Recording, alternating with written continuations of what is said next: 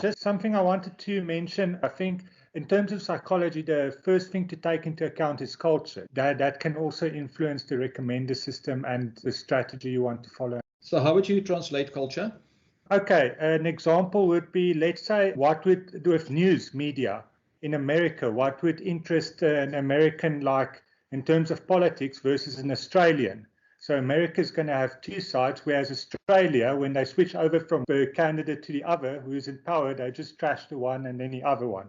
And if you want to recycle that news, you have to adjust it a bit to the situation.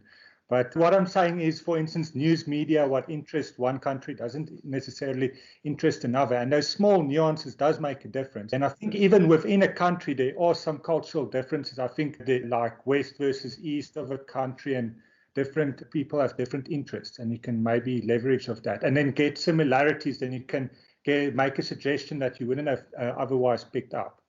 What would the real model differences be? Because won't the models be the same? It just needs to be trained in a way that it takes into account the preferences, unless you set the context specifically. So that means most recommenders, you need to set your context for your data and for your models. It might be geographical or by language, or so there are a number of ways in which you would set the context.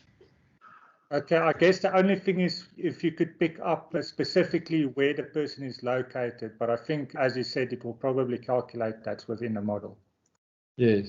Yeah, listen, cultural influences for us is a big discussion. We're trying to find, and if I think about it, the first study in South Africa that we've done 3 years ago, in this region, was to understand the great migrations that happen, and it's very different to the US. So if you have to think of the 4th of July, and you think of Thanksgiving, and you think of just some of the holidays throughout the year and how that influences, and how people's spending behavior across all of especially their service products are influenced, is radically different to the South African or even most parts of the European or Asian regions. So the idea is that you need to take that into account so that your dynamic part of your recommender needs to pick up the fact that there are differences if you're going to have a generic model for recommendation. Something I'm thinking about now is the recommender system will basically go by a certain, let's say, recommendation. It will recommend, let's say, to this person. But what I'm thinking now is you can recommend, let's say, the same product or service to different people, let's say from two different cultures. And if you just, instead of giving the same recommendation, you modify the recommendation so that it has a better chance of selling to that specific person. But that's probably not model related, but that can be maybe an angle to follow. No, listen, that's the debate, isn't it? So that means that if you're going to drive a global recommender, it really means that if you had to think of, say, the difference between Uber and Spotify. So as soon as there's hyperlocality, and you know that there are very big differences in behavior right down to certain cities, the models are normally highly fragmented.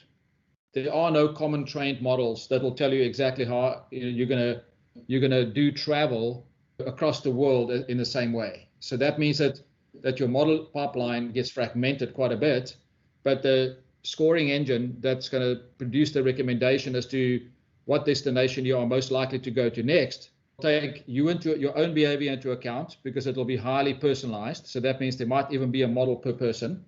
There'll be a model per geography, and maybe even a model per option that you have selected, in this case, the service. So if you select Uber Black or Uber X, whatever it is, there's a combination. And that means the model fragmentation gets loaded dynamically to make sure that you can service an individual's preferences that are quite specific.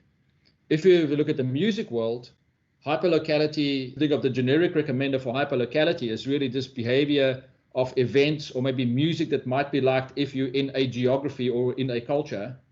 But most of your recommendations is around common understanding of the rhythm, the beat, and the lyric, and that means that's universal. So it doesn't matter where you are in the world, the way you consume music in exactly the same way. So your recommender needs to be trained very differently than what you would train it if you had something that's got hyperlocality in it.